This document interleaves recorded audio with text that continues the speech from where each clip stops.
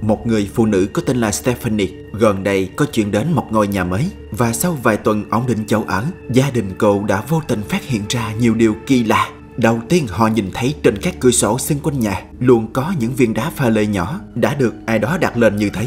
Có thể là người chủ trước, Stephanie đoán như vậy, nhưng cô và gia đình không biết những viên đá được đặt ở đó nhằm mục đích gì. Điều chắc chắn là chúng không phải dùng để trang trí. Cả nhà đồng ý rằng sẽ giữ nguyên vị trí cho tất cả các viên đá đó, không ai được động đến hay là vứt chúng đi, vì rất có thể những viên đá vô tri đó biết đâu chính là thứ duy nhất trong nhà bảo vệ họ khỏi những thứ đen tối.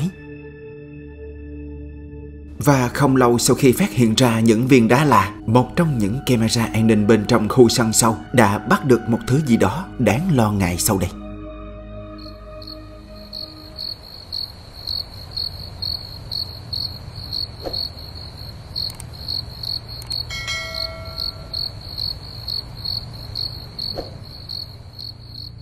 Stephanie nói rằng cô không biết đó là gì, nhưng nhìn rất giống hình hài của một đứa bé xám ngắt đang lướt đi nhẹ nhàng trên mặt đất mà không tạo ra bất kỳ một tiếng chân nào. Hình dáng xám ngắt di chuyển từ phải sang trái và dần tan biến vào không khí ngay sau đó.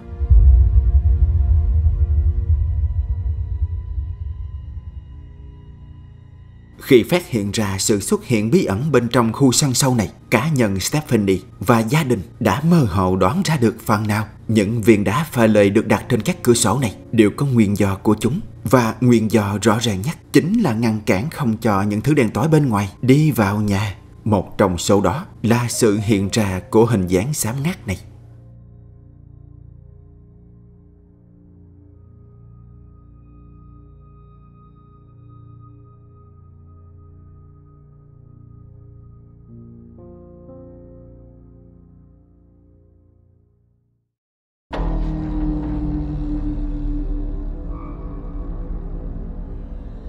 Rạng sáng ngày 14 tháng 8 năm 2015 đã xảy ra một vụ cháy lớn bên trong một ngôi trường. Được biết đây là một ngôi trường cao đẳng có tên là Red Brown. Nó đã từng là một ngôi trường nội trú dành cho các trẻ em của các bộ tộc bản địa. Tuy nhiên, nhiều trẻ em trong số này đã qua đời ngay bên trong ngôi trường vì các dịch bệnh bùng phát như là bệnh sởi và viêm màng não. Vì nhiều lý do không thể giải thích cho sự cố đêm hôm ấy, nên nhiều người tin rằng nhiều sự ra đi bất ngờ của những đứa trẻ năm xưa có thể đã ảnh hưởng một phần đến vụ cháy đêm 14 tháng 8 vừa qua. Đến tận bây giờ, giới chức trách cũng chưa tìm ra nguyên nhân gây cháy trường. Phần lớn họ chỉ đoán rằng do chập điện. Qua ngày hôm sau, một ai đó đã quay được một hiện tượng lạ, khiến cho nhiều người càng tin hơn đám cháy lớn đêm hôm trước có liên quan đến siêu nhiên huyền bí. Xem nha.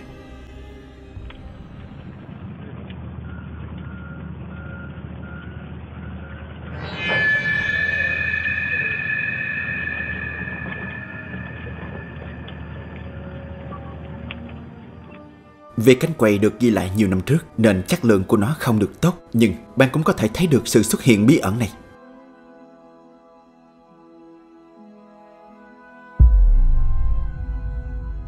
Một thứ gì đó có màu trắng đục như là một làn khói, và nó có hình dạng giống như là một con rắn từ bên trong ngôi trường bay ra ngoài được một lúc rồi lại thụt vào trong. Sự di chuyển kỳ lạ của nó không khác gì là một sinh vật sống.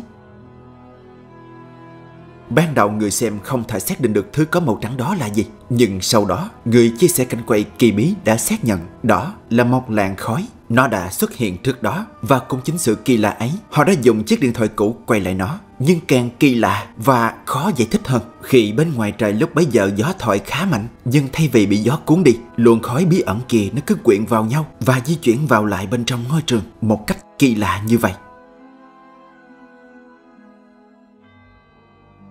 Mặc dù sự kiện đáng tiếc xảy ra vào năm 2015, nhưng đến thời điểm hiện tại, nó vẫn là một bí ẩn chưa có lời giải.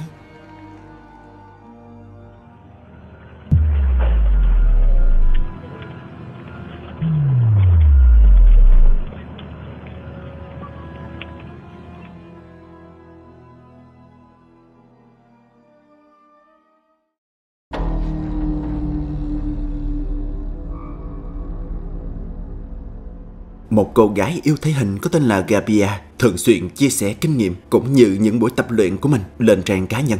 Nhưng nói lên trong số video bình thường đó là một cảnh quay an ninh mà theo lời Gabia khẳng định nó có liên quan đến những điều kỳ lạ chưa thể giải thích.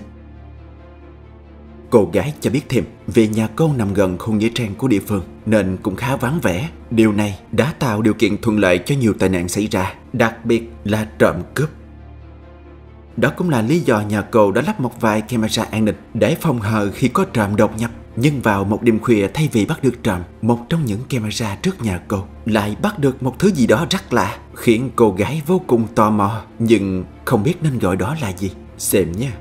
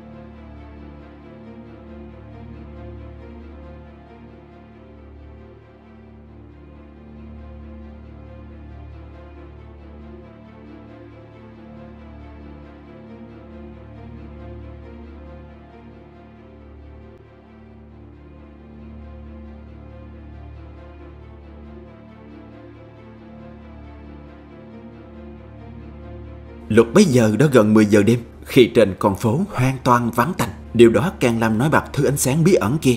Nó không bất động mà di chuyển một cách chậm rãi, và thậm chí nó còn thay đổi cả hình dạng ban đầu.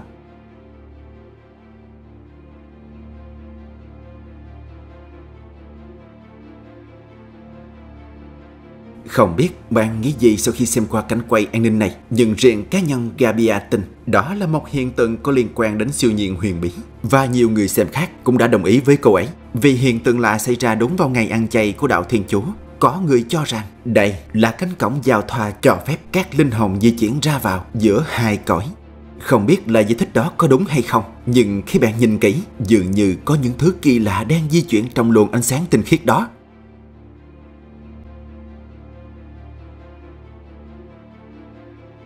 Bạn nghĩ sao về cảnh quay an ninh này? Bạn có nhìn thấy giống họ không?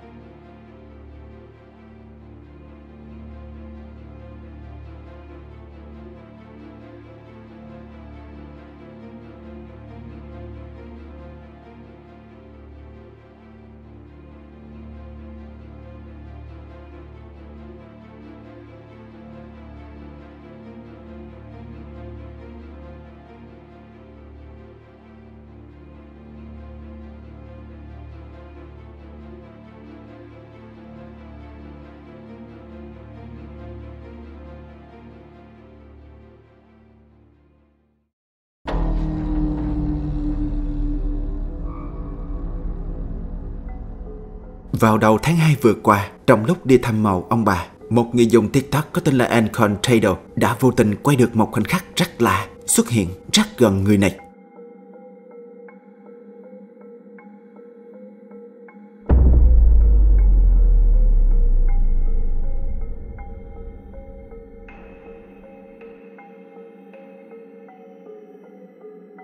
Lúc bấy giờ cách Ancon tầm vài mét, lẫn trong các ngôi mộ ở phía trước là một thứ gì đó bí ẩn đang di chuyển nhanh qua các dãy mộ như thế. Người chia sẻ cảnh quay nói rằng khi ghi hình, họ không hề thấy có ai hoặc một con vật nào đó xung quanh.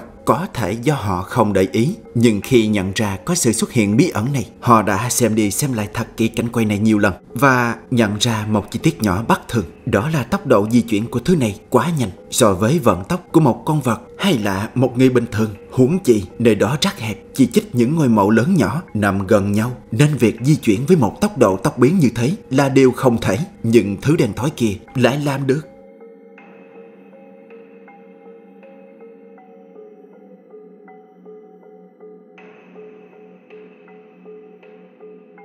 Một chi tiết quan trọng mà nhiều người xem đã nhận ra, đó là cái thứ di chuyển nhanh kia gần như trong suốt. Nó giống như một cái bóng của ai đó đang di chuyển xuyên qua những dãy mộ.